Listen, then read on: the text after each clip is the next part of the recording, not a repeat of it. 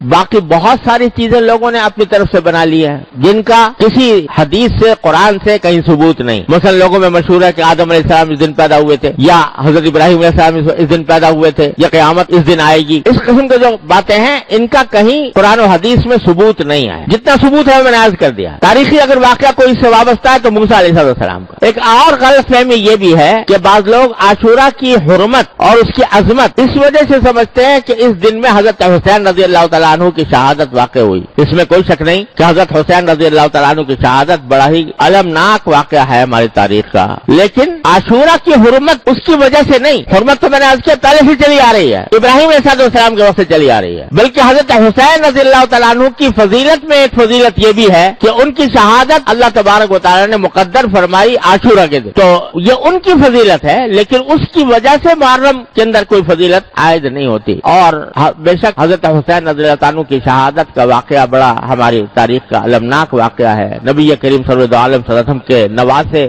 آپ کے جگر گوشہ, وہ اس طرح شہید ہوئے مظلومانہ انداز میں.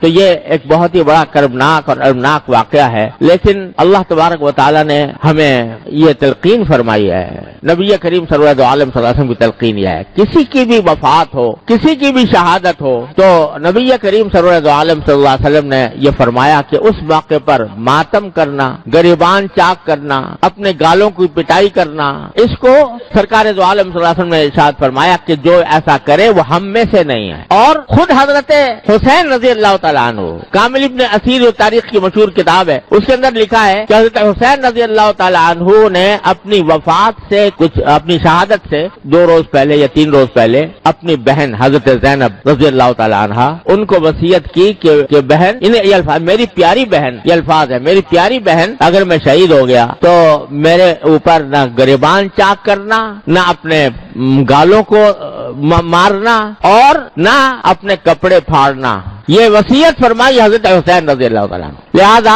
اس قسم کی جو کارروائیاں کی جاتی ہیں وہ نبی کریم صلی اللہ علیہ وسلم کے احکام کی بھی خلاف ورزی ہے, اور خود حضرت حسین رضی اللہ تعالیٰ عنہ کے احکام کی بھی خلاف ورزی ہے. یہ بات مناسب اور نصیحت کے انداز میں ان لوگوں سے کہہ دینی چاہیے کہ جو یہ کام کرتے ہیں.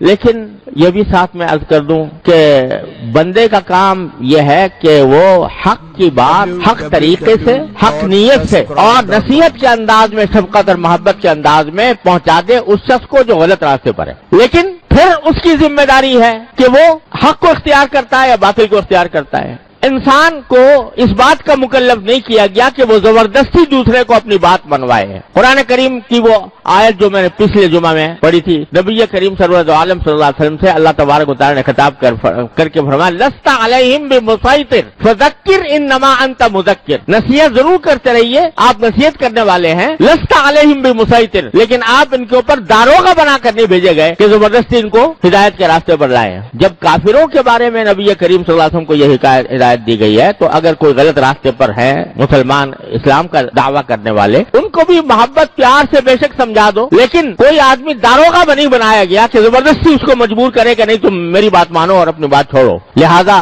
یہ جو ہمارے معاشرے کے اندر یہ بعض لوگوں کا یہ ذہن بن گیا ہے کہ وہ دوسروں کو اپنے عقیدے کی طرف زبردستی کھینچے, اور اگر کوئی نہیں آتا تو اللہ بچائے لڑائی کے اوپر بھی آمادہ ہو جائیں, مارنے پیٹنے پر بھی آمادہ ہو جائیں. اور اسی کی وجہ سے افسوس ہے کہ ہمارے معاشرے کے اندر یہ قتل و غارت گری کا بھی بازار, خاص طور سے محرم کا جب مہینہ آتا ہے تو اس کے اندر لوگ سہمے ہوئے ہوتے ہیں کہ پتہ نہیں کیا ہو جائے گا, اور ایک دوسرے کے اوپر لڑنے مرنے کے لیے تیار ہو جاتے ہیں اور دوسروں کے خون بہانے کے لیے تیار ہو جاتے ہیں.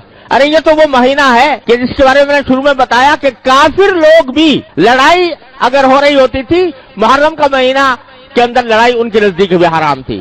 کافر لوگ وہ لڑائی کو اور کشت و خون کو, خون ریزی کو ناجائز سمجھتے تھے. اب اگر مسلمان اس محرم کے اندر ایک دوسرے کے گلے کاٹے, ایک دوسرے کے اوپر حملہ آور ہو, یہ بڑا زبردست عیب ہے جو اس قوم کے اوپر لگ رہا ہے. اس سے خود بھی بچنے کی ضرورت ہے اور دوسروں کو بھی بچانے کی فکر چاہیے کہ اس مہینے کے اندر کوئی لڑائی جھگڑا نہ ہو. بات حق بات کہنا ہر مسلمان کا حق ہے، اور وہ دوسرے تک حق بات پہنچائے پیغمبرانہ طریقے سے۔ پیغمبروں کا طریقہ یہ نہیں ہوتا کہ وہ دوسرے کو گالیاں دے کر دوسروں کے اوپر حملہ آور ہو کر اپنی بات منوائیں۔ پیغمبروں کا طریقہ وہ ہے جو اللہ تعالیٰ نے حضرت موسیٰ علیہ السلام کو سکھایا کہ تم فرعون کے سامنے جا رہے ہو تو قولا لہو قولا لینا، فرعون کے سامنے بھی نرم بات کرنا۔ اب اندازہ لگائیے فرعون سے بڑا گمراہ کون ہو سکتا ہے؟ لیکن اللہ تبارک و تعالیٰ نے حضرت موسیٰ علیہ السلام کو تلقین فرمائی کہ ان سے نرم بات کرنا، لعلہ یتذکر و یخشی، ہو سکتا ہے وہ بات مان لے، ہو سکتا ہے اللہ کا ڈر اس کے دل میں پیدا ہو جائے۔